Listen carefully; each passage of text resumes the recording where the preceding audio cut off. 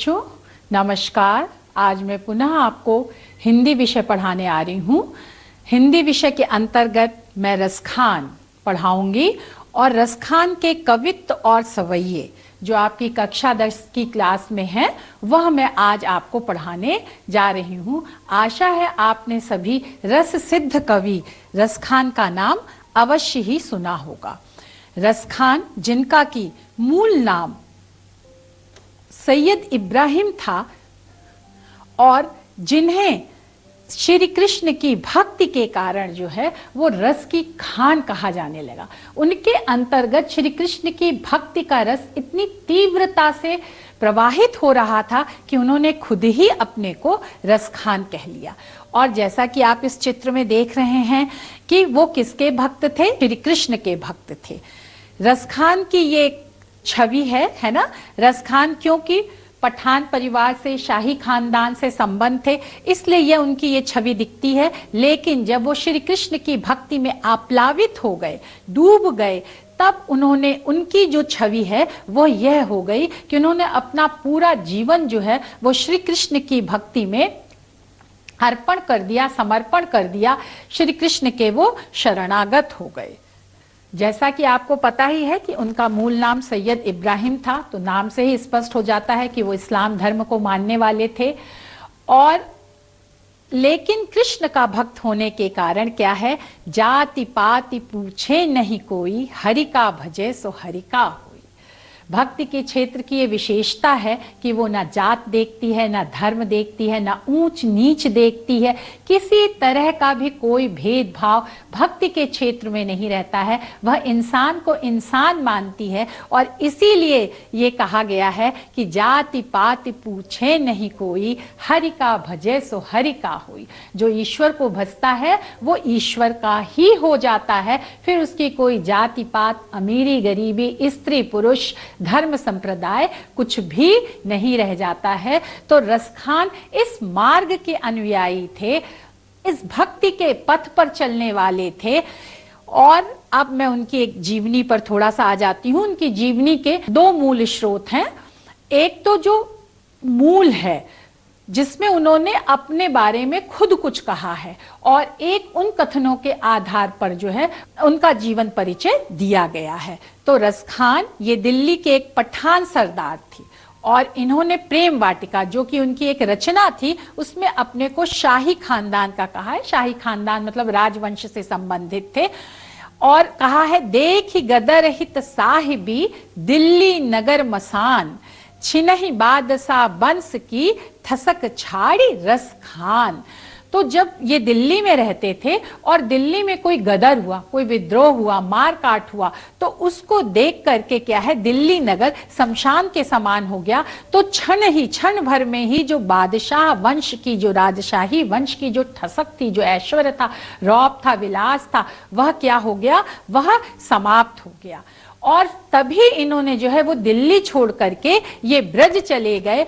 और इससे पहले भी ये कैसे शाही परिवार से संबंधित थे, लेकिन कैसे ये श्री कृष्ण के भक्त हो गए।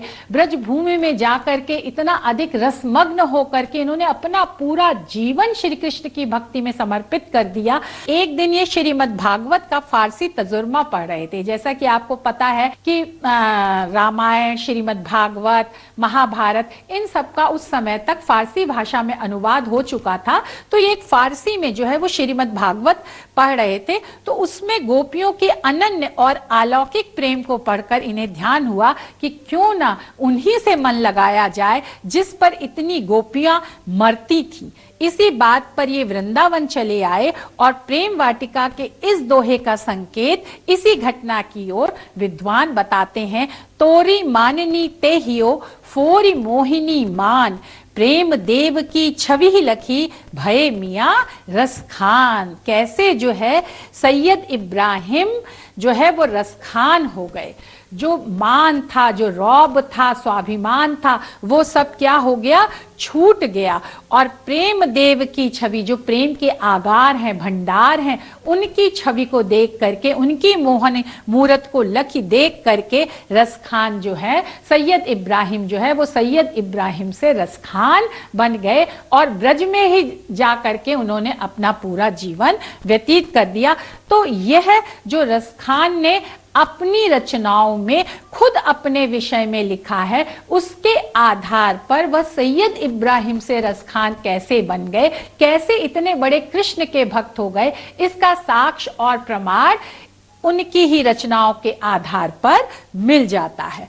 उनका जीवन परिचय पे हम आते हैं कि हिंदी साहित्य और ब्रज भाषा प्रेमी। हिंदी साहित्य में रसखान का स्थान भक्त कवियों में अत्यधिक उच्च है। और उन्होंने अपने साहित्य में किस भाषा का प्रयोग किया? उन्होंने अपने साहित्य में ब्रज भाषा का प्रयोग किया। हिंदी साहित्य है ये और ब्रज भाषा है। कृष्ण के भक्त थे, ये हम बता ही चुके हैं। और मुसलमान कवियों में, इस्लाम धर्म को मानने वाले कवियों में रसखान का स्थान अग्रगण्य है, सबसे आगे है। और विद्वानों द्वारा इनका मूल नाम सैयद इब्राहिम माना जाता है। इनका जन्म 1533 ईस्वी में दिल्ली में हुआ माना जाता है अनुमानतः, क्योंकि जिस गदर की बात इन्होंने की है, उस गदर के आधार पर विद्वानों ने यह अनुमान लगाया है कि इनका जन्म 1533 ईस्वी में दिल्ली में हुआ था। लेकिन फिर भी इनका जीवन वृत्त जो है, चरित्र जो है, वो अभी भी अंधकार में है। अर्थात विद्वानों में इनके जन्म के विषय में लेकर के मतभेद है। और इनके द्वारा रचित प्रेम वाटिका से प्राप्त संकेत के आधार पर इनका संबंध दिल्ली राजवंश से भी माना जाता है। ये दिल्ली राजवंश से संबंधित थे, लेकिन किस तरह से इन्होंने राजवंश के ऐश्वर्य भोग और विलास को छोड़ करके, उसका परित्याग करके अपना जीवन श्री कृष्ण की भक्ति में अर्पित कर दिया, समर्पित कर दिया। यह ध्यान देने की बात है कि किस तरह से लोग इतने बड़े ऊंचे खानदान से संबंधित होते हुए भी श्री कृष्ण की एक मोहनी मूर्ति छवि के आकर्षण में, उनके प्रेम में व्याकुल होकर के दिन रात उनकी भक्ति में लगे रहते थे। तो रसखान रात दिन श्री कृष्ण की भक्ति में तल्लीन रहते थे। दिन रात उन्हें सिर्फ कृष्ण कृष्ण के अलावा और कुछ भी इस दुनिया में सुझाई नहीं देता था। इन्होंने गोवर्धन धाम अर्थात गोकुल में जाकर के अपना जीवन श्री कृष्ण के भजन कीर्तन में लगा दिया। ऐसा कहा जाता है कि इनकी कृष्ण भक्ति से प्रभावित होकर गोस्वामी विट्ठल नाथ जी ने अपना शिष्य बना लिया था। बेटा, ये कृष्ण भक्ति से संबंधित पाठ तुम अभी सूरदास पढ़ चुके हो, जो तुम्हारे 10th में पहला पाठ है। फिर दूसरा पाठ गोस्वामी तुलसीदास है, जिसमें राम भक्ति की बात कही है। और तीसरा पाठ जो रसखान है, ये पुनः कृष्ण भक्ति से संबंधित है। तो सूरदास के जो गुरु थे श्री वल्लभाचार्य जी, उनके पुत्र जो विट्ठल नाथ जी थे, वो इनकी कृष्ण भक्ति से बहुत अधिक प्रभावित हुए और उन्होंने इनको अपना शिष्य बना लिया। विट्ठल दास जी पुष्टि मार्ग के अनुयायी थे। पोषणम तद अनुग्रह, ईश्वर की जो कृपा है जो मनुष्य के ऊपर बरसती है, और वो शुद्धा दैत्यवाद दर्शन के अनुयायी थे। तो उसी मत में इन्होंने रसखान को दीक्षा दी थी और अपना शिष्य बना लिया था। स्वामी विट्ठल नाथ जी ने वल्लभ संप्रदाय के अंतर्गत पुष्टि मार्ग में दीक्षा ली और वैष्णव धर्म में दीक्षा लेने पर, वैष्णव धर्म तुम्हें पता ही है, जो विष्णु भगवान के अनुयायी होते हैं, और उनके अवतार कौन थे? भगवान श्री कृष्ण थे। तो इसलिए क्या कहा जाता है कि विष्णु के ही अवतार श्री कृष्ण, इसलिए श्री कृष्ण की भक्ति करने पर वह सब वैष्णव धर्म के अंतर्गत आ जाता है। और वैष्णव धर्म में दीक्षा लेने पर इनका जो लौकिक प्रेम था, इनका संसार के प्रति जो प्रेम था, संसार के प्रति जो आकर्षण था, वह सांसारिक आकर्षण जो है वो आध्यात्मिक प्रेम में बदल गया, अलौकिक प्रेम में बदल गया। और इस तरह रसखान श्री कृष्ण के अनन्य भक्त बन गए। श्री कृष्ण के अलावा उन्होंने अन्य किसी देवी देवताओं की उपासना नहीं की है, पूजा नहीं की है, ना अन्य कोई दूसरा नहीं है। एक निष्ठ, एकमात्र, एकमेव श्री कृष्ण ही उनके आराध्य हैं, उनके पूजक हैं और उनके जीवन का सार है। तो ऐसी मान्यता है कि प्रेम वाटिका 1614 ईस्वी में इनकी अंतिम काव्य कृति है और इसके कुछ समय बाद ही इनका क्या हो गया, इस रचना के कुछ समय बाद ही 1618 में इनकी ईस्वी में इनकी मृत्यु हो गई। तो इनका जन्म और इनकी मृत्यु जो है वो अनुमानतः विद्वानों ने इनके ग्रंथों का विश्लेषण करके यह अनुमान लगाया है, लेकिन निश्चित इनकी जन्म और मृत्यु के विषय में कुछ भी कहा नहीं जा सकता है। लेकिन आप इसमें लिखेंगे कि अनुमानतः इनका जन्म 1533 में दिल्ली में और मृत्यु जो है वो 1618 ईस्वी में हुई थी और इनकी मृत्यु जो है वो ब्रज में हुई थी। अब बेटा हम रसखान के साहित्यिक परिचय पर आते हैं कि रसखान का साहित्य के क्षेत्र में क्या अमूल्य योगदान है, उन्होंने अपनी रचनाओं के द्वारा हिंदी साहित्य जगत को क्या दिया है। तो सबसे पहले तो श्री कृष्ण की भक्ति है ना, श्री कृष्ण भक्ति के वो अमूल्य निधि है। दूसरा उनकी जो भक्ति है वो पूर्णतः तन्मयता की है। तीसरा उन्होंने कविता का सृजन किया है, उन्होंने काव्य का सृजन किया है और इनका अरबी और फारसी भाषा पर इनकी बहुत अच्छी पकड़ थी। इसके साथ ही साथ इन्होंने जो है वो ब्रज भाषा का तो इन्हें गहन ज्ञान था ही था। काव्य और पिंगल शास्त्र मतलब छंद शास्त्र और कविता से संबंधित जितने तत्व हैं, काव्य सौंदर्य के तत्व, उन सब का और छंद शास्त्र का इन्होंने गहन मतलब गहरा अध्ययन किया था। बहुत इन्होंने स्वाध्याय किया था। अत्यंत भावुक प्रवृत्ति के थे, भावुक संवेदनशील थे। इसी संवेदना के कारण ही वह श्री कृष्ण के प्रेम में इतने अधिक डूब गए, क्योंकि श्री कृष्ण का माधुर्य, श्री कृष्ण का आकर्षण, जैसा कि उनके नाम से स्पष्ट है, कर्ष्यति इति कृष्ण, जो अपनी ओर आकर्षित कर लेता है। और आकर्षण किसमें होता है? जो संवेदनशील होता है, जिसके दिल दिमाग पर ये सुंदर बातें अपना असर डालती हैं।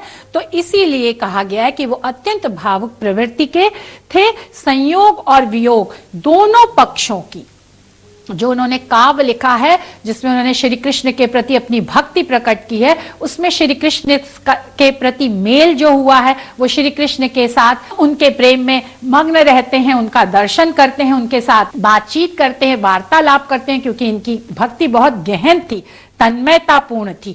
तो इसीलिए क्या है, तो वहां तो संयोग है, पर कभी कभी ऐसा लगता था कि उनके आराध्य, उनके देव श्री कृष्ण जो है वो उनसे दूर चले गए हैं, तो वहां पर इन्होंने वियोग। तो दोनों ही पक्षों की भक्ति में जो प्रेम है और जो अपने प्रेमी से, अपने आराध्य से जो दूरी हो जाती है, उन दोनों का ही वर्णन इन्होंने अपने काव्य में किया है।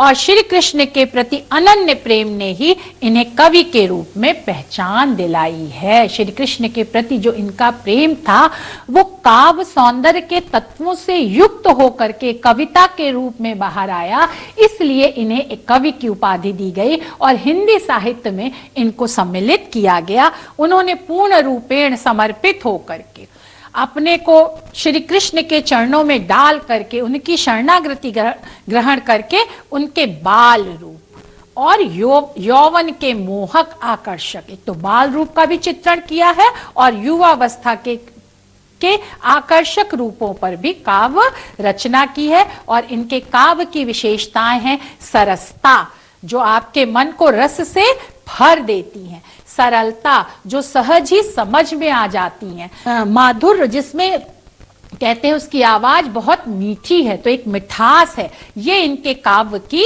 विशेषताएं हैं। और इनकी रचनाएं रसखान द्वारा रचित बेटा दो ही रचनाएं उपलब्ध हैं, एक तो सुजान रसखान जिसका हमने अभी बार बार उल्लेख किया और दूसरी है प्रेम वाटिका। सुजान रसखान में इन्होंने कवित्त, दोहा, सोठा और सवैये ये लिखे हैं, है ना। इसमें क्या लिखा है? कवित्त, दोहा, सोठ और सवैये लिखे हैं। ये छंद के प्रकार हैं, तो इन छंदों के प्रकार में ही उन्होंने कविता लिखी है, अपना पद्य लिखा है। ये 139 करीब 139 छंदों को इसमें एकत्रित किया गया है, इकट्ठा किया गया है। यह भक्ति और प्रेम विषय पर मुक्तक काव्य है। मैं पहले के भी अध्याय में आपको बता चुकी हूं कि प्रबंध काव्य के दो भेद होते हैं, है ना। एक प्रबंध काव्य और जिसके अंतर्गत जो है वो एक प्रबंध काव्य हो गया, एक खंड काव्य हो गया, और फिर जो उसका दूसरा भेद क्या होता है वो मुक्तक काव्य होता है। मुक्तक काव्य में जिसमें कि किसी विशेष भाव को लेकर के ही कवि अपनी रचनाएं करता है, जिसमें ऊपर की पंक्तियों का नीचे की पंक्तियों से, पद से, कविता से कोई संबंध नहीं होता है। इसमें पूर्वापर का संबंध नहीं होता, इसमें कोई विशेष घटना नहीं होती, कोई विशेष चरित्र नहीं होता। भावों को लेकर के ही कवि अपनी कविता को अपने की रचना करता है, उनको अभिव्यक्त करता है। दूसरी प्रेम वाटिका, इसमें केवल 25 दोहे हैं। इस रचना में प्रेम रस का पूर्णतः परिपाक हुआ है। परिपाक मतलब अपनी परिपक्वा अवस्था पर वो पहुंच गया है, ऊंचाई पर पहुंच गया है। और रसखान की समग्र रचनाएं कृष्ण भक्ति और ब्रज के प्रेम से जो है लिप्त हैं, भरी पूरी हैं, उसी में डूबी हैं। अब हम इनकी भाषा शैली पर आते हैं कि इनकी कविता में जन साधारण, जो आम आदमी बोलता था, उस भाषा का प्रयोग हुआ है। जो आम आदमी जो ब्रज भाषा बोलता था, जिससे कि उनके काव्य को आम आदमी बहुत अच्छी तरह से समझ लेता था, उसमें निहित भावों का वह रसास्वादन कर पाता था। इसलिए इनकी भाषा का स्वरूप सरल, आसानी से समझ में आने के योग्य है और सहज है। सहज मतलब जो आम बोलचाल की भाषा होती है, जो मनुष्य के अंदर से स्वाभाविक रूप से निकलती है, तो वह सहजता है। तो अनेक स्थानों पर इन्होंने अपने काव्य में जो है वो मुहावरों का प्रयोग, प्रचलित मतलब जो चलन में थे, जो उपयोग में थे, जिनका लोग प्रयोग करते थे, है ना, उन मुहावरों का भी अपनी रचनाओं में प्रयोग किया है। दोहा, कवित्व और सवैया, तीनों छंदों पर इनका पूरा अधिकार था, इसकी बहुत अधिक इन्हें जानकारी थी। और रसखान के सवैये आज भी कृष्ण भक्तों के लिए कंठहार बने हुए हैं। गले में हार पहनते हैं तो उससे क्या होता है, वो हार हम तभी पहनते हैं जब हमें वो बहुत सुंदर लगता है। तो ऐसे ही रसखान के सवैये जो हैं वो आज भी ब्रज में कृष्ण भक्तों को बहुत अधिक सुंदर, बहुत अधिक आकर्षित करते हैं। और वो आज भी रसखान के सवैयों को गुनगुनाया करते हैं, गाया करते हैं, और उनको गुनगुना और गा करके कृष्ण की भक्ति में अपने को तन्मय कर देते हैं। और अलंकारों के प्रयोग से इन्होंने अपने काव्य में अलंकारों का भरपूर प्रयोग किया है, जिससे भाषा का सौंदर्य बहुत अधिक बढ़ गया है। इनकी शैली जो है वो सरल है, आसानी से समझ में आती है और परिमार्जित है, साफ सुथरी है, उसका एक मानक है, वो उच्च कोटि की है। शैली मतलब तरीके, किस तरह से उन्होंने अपनी, किस प्रक्रिया के द्वारा, किस तरीके से उन्होंने अपनी कविता को व्यक्त किया है। तो यह भाषा शैली हो गई। मेन मुख्य बात है बेटा कि उन्होंने जन साधारण योग्य भाषा का प्रयोग किया है, और ब्रज भाषा के जो शब्द हैं वो सहज हैं, सरल हैं, जो प्रचलित हैं। उनकी भाषा में कहीं कहीं मुहावरों का भी प्रयोग आया है। उन्होंने प्राचुर्यता से अलंकारों का प्रयोग किया है, और जो शैली है वो उनकी क्या है बेटा, एक उच्च कोटि की है, साफ सुथरी है, स्निग्ध है। ये हो गया। फिर साहित्य में बेटा स्थान, कृष्ण भक्त कवियों में रसखान का बहुत महत्वपूर्ण स्थान है, क्योंकि उनकी भक्ति बहुत उच्च कोटि की है। उसमें कहीं भी लौकिकता का लेश मात्र भी आभास नहीं है, उसमें कहीं द्वैध नहीं है। जो कुछ है वो उनके लिए एकमात्र श्री कृष्ण ही है। तभी तो भारतेंदु ने भक्तों की भक्ति से प्रभावित होकर के कहा था कि इन मुसलमान हरि जनन पे कोटिन हिंदू वारिये। ये जो मुसलमान भक्त हैं ये इतने श्रेष्ठ उच्च कोटि के हैं, इनकी भक्ति इतनी प्रगाढ़ है कि करोड़ों हिंदू भी ऐसी भक्ति नहीं कर सकते, और ऐसे करोड़ों हिंदू इनकी भक्ति की तन्मयता के ऊपर निछावर करते हैं। हम तो इसीलिए इनका क्या है बेटा, बहुत महत्वपूर्ण स्थान है। उनकी तन्मयता, तन से, शरीर से, मयता, मन से, वो पूर्णता, अपने भावों से कृष्ण के प्रति उनकी इतनी आकुलता थी, व्याकुलता थी, आसक्ति थी, प्रेम था, उल्लास, प्रसन्नता थी, है ना। तो जितने सुंदर भाव हमारे हृदय में होते हैं, उन सारे सुंदर भावों को लेकर के उन्होंने कृष्ण भक्ति की है। और कृष्ण की रचनाएं करी हैं। तो इसीलिए उनकी भाषा में क्या है, मार्मिकता है। मार्मिकता वो हमारे मर्म को छू लेती है, हृदय को क्या कर लेती है, स्पर्श कर जाती है। और शब्दों के चयन, चयन मतलब चुनने के लिए, और व्यंजक शैली, उनकी भाषा में मार्मिकता है, शब्दों के चयन में भी मार्मिकता है। और जो शैली उन्होंने प्रकट की है, जिन शैली के माध्यम से उन्होंने अपनी कविता लिखी है, वो भी क्या है, बहुत हृदय स्पर्शी है। उनका स्थान कृष्ण भक्त कवियों में अत्यंत महत्वपूर्ण है। इनकी भक्ति हृदय की मुक्त साधना है। मुक्त साधना है मतलब स्वतंत्र हैं वो बिल्कुल, इसलिए उनका काम मुक्तक भी है, और उनकी भक्ति भी जो है वो हृदय की मुक्त साधना है। उनका हृदय किसी रीति रिवाज, परंपराओं, प्रथाओं में जकड़ा नहीं था, बल्कि उनके हृदय से श्री कृष्ण के प्रति जो सुंदर उद्गार निकलते थे, उसी को लेकर के उन्होंने अपनी रचना की है। इसीलिए रसखान को स्वच्छंद काव्यधारा के अंतर्गत लिया जाता है, क्योंकि स्वच्छंद काव्यधारा में कवि जो है वो अपनी स्वानुभूति को, आत्म अभिव्यंजना को अपने शब्दों में प्रकट करता है। वो किसी चली आती हुई लीक, प्रथा और परंपरा का अनुकरण, अंधानुयायी नहीं होता है, बल्कि अपने हृदय के स्वतंत्र भावों को अपनी ही तरह से व्यक्त करता है।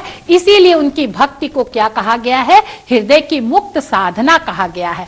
और इनका श्रृंगार वर्णन जो है वो भावुक हृदय की उन्मुक्त अभिव्यक्ति है, स्वतंत्र प्राकट्य है। उनके हृदय में जो भी श्रृंगार का आधार क्या है, प्रेम है, चाहे वो लौकिक प्रेम हो चाहे अलौकिक प्रेम हो। उनका लौकिक प्रेम अलौकिक प्रेम में बदल गया था, तो तब वो शांत रस के अंतर्गत आ गया। लेकिन प्रारंभ में जब कोई भी कवि अपने कविता में अपने आराध्य के प्रति प्रेम में अत्यधिक डूब जाता है, तो प्रारंभ में उनका जो है वर्णन वो श्रृंगार वर्णन के अंतर्गत भी ले लिया जाता है। तो यह श्रृंगार वर्णन जो उनका संवेदनशील हृदय है, उसका स्वतंत्र प्राकट्य है, और इनके काव्य इनके स्वच्छंद मन के सहज उद्गार है, प्रकटीकरण है, सहज है, स्वाभाविक है। किसी ने उनसे यह नहीं कहा कि तुम कृष्ण की भक्ति करो, बल्कि एक फारसी का तजुर्मा पढ़ते हुए ही उनके मन में यह प्रेरणा उत्पन्न हो गई कि कैसे गोपियां श्री कृष्ण के अलौकिक प्रेम में इतनी मग्न हैं, तन्मय हैं, तो क्यों मैं भी इस लौकिक प्रेम को छोड़ करके, जहां लौकिक प्रेम में उन्हें हमेशा अपमान ही मिला, उस लौकिक प्रेम को छोड़ करके मैं भी अलौकिक प्रेम में अपने को निमग्न कर दूं, अपने को डुबो दूं। तो इसीलिए ये कहा गया है कि सहज स्वाभाविक रूप से उनके मन ने इस भक्ति मार्ग को स्वीकार किया। इसीलिए कहा जाता है कि ये भक्ति जो है वो उनके अपने स्वाभाविक मन का प्राकट्य है, प्रकटीकरण है। अब संक्षिप्त परिचय हम आपको पहले बता चुके हैं, लेकिन एक बार जल्दी जल्दी हम देख लेते हैं। उनका नाम, मूल नाम सैयद इब्राहिम रसखान, जन्म 1533 ईस्वी, जन्म स्थान दिल्ली, भक्ति कृष्ण भक्ति, गुरु गोस्वामी विठल नाथ जी।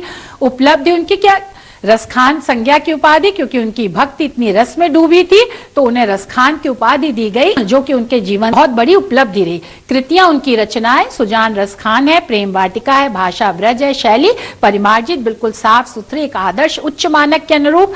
मृत्यु 1618, मृत्यु का स्थान ब्रज, और साहित्य में स्थान जो है वो कृष्ण भक्ति का काव्य में अत्यंत मार्मिक चित्रण उन्होंने अपना कृष्ण भक्ति का उन्होंने अपने काव्य में किया है। तो आशा है अब आप उनके संक्षिप्त जीवन परिचय से अच्छी तरह परिचित हो गए होंगे। और अब मैं थोड़ा सा आपको ये बता देती हूँ कि भक्ति काल में उपासना के आधार पर इसे दो धाराओं में बांटा गया था। उन दो धाराओं के दो उपधाराएं थी, ये आपको बताना अत्यधिक जरूरी है, क्योंकि इसी के द्वारा आप ये निर्धारित करते हो कि कौन सा कवि किस धारा में आ रहा है, और आपको हिंदी साहित्य से के इतिहास से संबंधित प्रश्नों का उत्तर देने में आसानी होती है। कवि का जीवन परिचय लिखने में, कवि की व्याख्या करने में भी आपको बहुत अधिक सहायता मिलती है। तो इसलिए मैं यहाँ पर फिर कि भक्ति काव्य जो था वो निर्गुण शाखा, सगुण शाखा, जो ब्रह्म जो है वो गुणों से परे है, ऊपर है, जो लीला नहीं करता, अवतार नहीं लेता है ना, वो निर्गुण शाखा के अंतर्गत आता है। सगुण जो साकार है, जो अवतार लेता है, लीला करता है, वो सगुण ब्रह्म की संज्ञा से विभूषित किया जाता है। निर्गुण शाखा के दो धाराएं हो गई, ज्ञानाश्रयी जिनमें ज्ञान को महत्व दिया गया, वो कबीर जिसमें प्रेम को महत्व दिया गया है ना, वो प्रेमाश्रयी शाखा कही गई, और जिसके प्रतिनिधि कवि जायसी हुए, और सगुण शाखा के भी दो धाराएं, कृष्ण भक्ति शाखा, सूरदास, जिसके प्रतिनिधि कवि सूरदास हैं, लेकिन जिसमें मीरा है, रसखान है, ये सब और बहुत सारे कवि भी कृष्ण भक्ति शाखा के अंतर्गत आते हैं। इसलिए मैंने यहां पर आपको इस चार्ट के द्वारा जो है स्पष्ट कर दिया कि आपके दिल दिमाग में ये बात बिल्कुल बैठ जाए, हिंदी साहित्य के इतिहास और हिंदी साहित्य के जो कवि हैं उनसे संबंधित जानकारी आपकी बिल्कुल स्पष्ट हो जाए। फिर राम भक्ति शाखा, दूसरी जो है सगुण शाखा, जिसके प्रतिनिधि कवि तुलसी हैं और जो राम को ही अपना आराध्य मानते थे।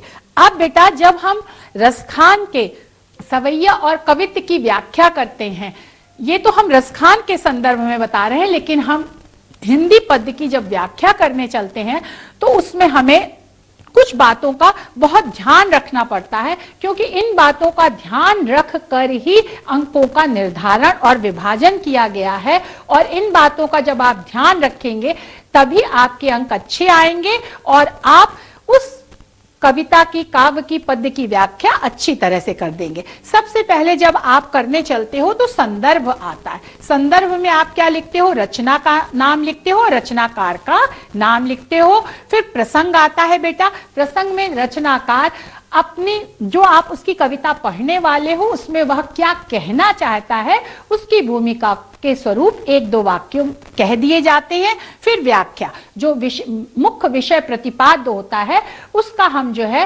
पहले अर्थ बताते हैं शब्दों का, और फिर अर्थ के माध्यम से उसका भाव विस्तार करते हैं कि उसमें कवि क्या कहना चाहता है। तो यह व्याख्या के अंतर्गत आ जाता है। फिर काव्य सौंदर्य के तत्व हमने आपको पहले पाठ में भी पढ़ाए थे कि इसमें हम भाषा, रस, छंद, अलंकार या उससे मिलती जुलती अन्य कोई कविता जो भाव साम्य कहलाती है, अगर हिंदी साहित्य में कहीं प्रकट की गई है, कहीं लिखी गई है, तो उसका हम उदाहरण देते हैं, जिससे ये स्पष्ट हो जाता है कि इस कविता की कितनी महत्ता है और इस भाव के से भावित अन्य कवि भी हैं। तो ये हो गया बेटा आपका संदर्भ, प्रसंग और व्याख्या, काव्य सौंदर्य। अब हम आपको ये बता दें, क्योंकि रसखान का जो पाठ का नाम है वो सवैया और कवित्व है, हमें उनके सवैया और कवित्व पढ़ाने हैं, तो सवैया के बारे में हम दो लाइन में, दो पंक्तियों में आपको समझा दे रहे हैं। यह वार्णिक छंद है। हमने बताया था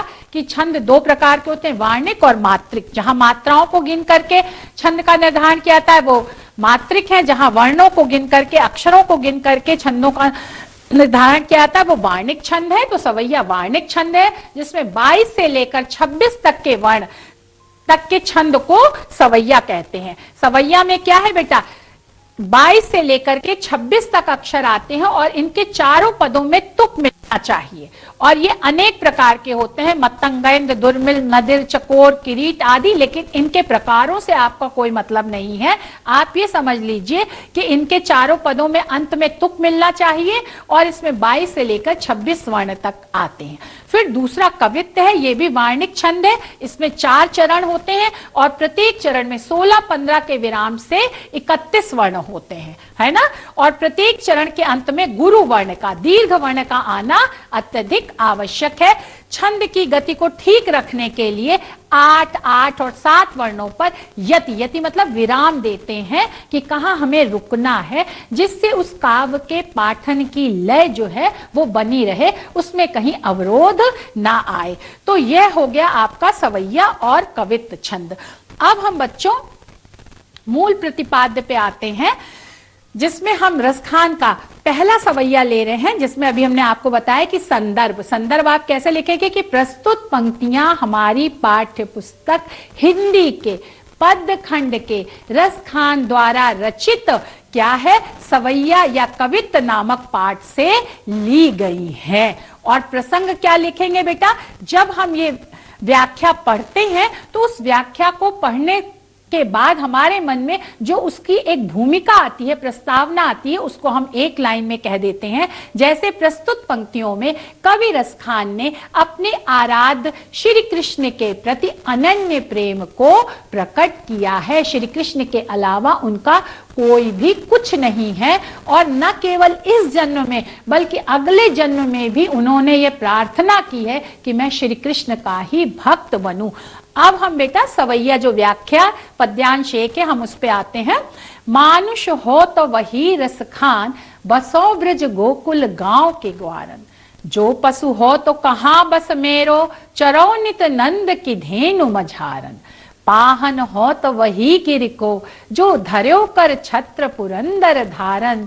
जो खग हो तो बसेरो करो, मिली कालिंदी कूल कदम्ब की डारन। अब बेटा हम इसमें एक एक शब्द का अर्थ बताएंगे, फिर समग्र रूप से इसका अर्थ बताते हुए, व्याख्या करते हुए भाव विस्तार करेंगे। मानुष मतलब मनुष्य, हो मतलब मैं, तो मतलब तब, वही मतलब उसी स्थान पर, रसखानी, रसखान कवि कहते हैं कि अगर मैं मनुष्य हूं तो वहीं पर मतलब ब्रज में ही, बसों निवास करूं, ब्रज गोकुल गांव के ग्वारन। जो ब्रज है, ब्रज क्षेत्र है, जो गोकुल गांव है, उस गांव के ग्वाल, ग्वारन मतलब ग्वाल बालों के साथ ही मैं ब्रज और गोकुल के गांव में निवास करूं।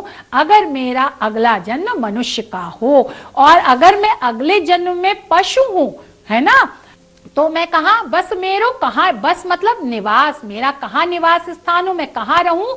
चरो नित नंद की धेनु मझारन। चरो मतलब घास खाऊं, नित मतलब रोज प्रतिदिन, नंद बाबा की धेनु गायों के, मझारन मतलब बीच में, क्योंकि नंद बाबा की गायों को चराने कौन ले जाता था? श्री कृष्ण ले जाते थे। तो अगर मैं नंद बाबा की गाय बन करके अगला जन्म लूंगा तो नित्य प्रति सुबह से शाम तक मैं श्री कृष्ण के साथ ही रहूंगा। और पाहन हो तो वही गिर को, और अगर मैं पत्थर हूं तो मैं उसी पर्वत का पत्थर हूं जिसको, जो मतलब जिसको धर्यो मतलब धारण किया था, कर मतलब हाथ में, छत्र मतलब छाते की तरह, पुरंदर धारण। जैसे जब उन्होंने भगवान श्री कृष्ण को इंद्र का गर्व चूर चूर करना था, उसने बहुत वर्षा की थी, तो गोकुल गांव के लोगों की रक्षा करने के लिए उन्होंने गोवर्धन पर्वत को अपनी तर्जनी पर उठा लिया था। तो वो कहते हैं कि उसी पहाड़ का मैं पत्थर हूं जिस पहाड़ को श्री कृष्ण ने अपनी उंगली पर धारण किया था, जिससे मैं नित्य प्रति श्री कृष्ण का दर्शन करता रहूंगा और उनकी समीपता का अनुभव करता रहूंगा।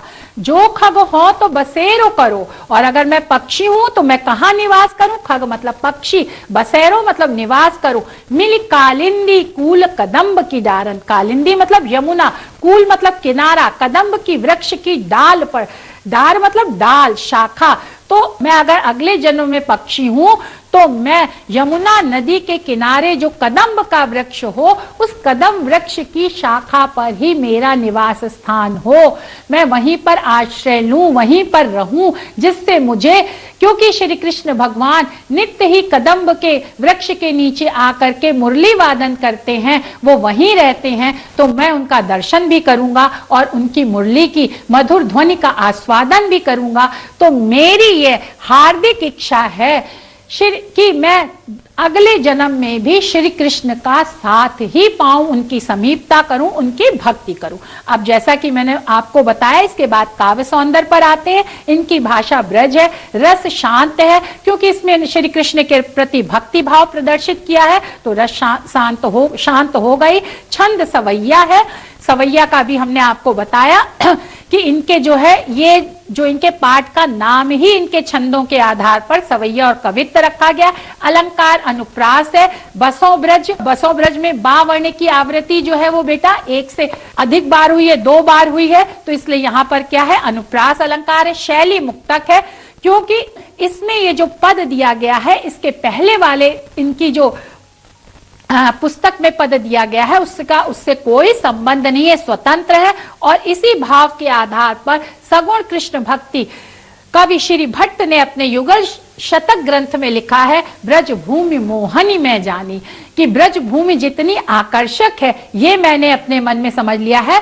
तो रसखान से संबंधित भाव जो है वो बहुत सारे कवियों ने प्रकट किए हैं और मैं यहीं पर अपने पाठ को समाप्त करती हूं। आज मैंने जीवनी और उनका पद्यांश पढ़ा दिया, एक पहला। अब मैं आगे उनके जो कवित्व सवैये हैं वह दूसरी कक्षा में पढ़ाऊंगी। आशा है आपको समझ में आ गया होगा। धन्यवाद, नमस्कार।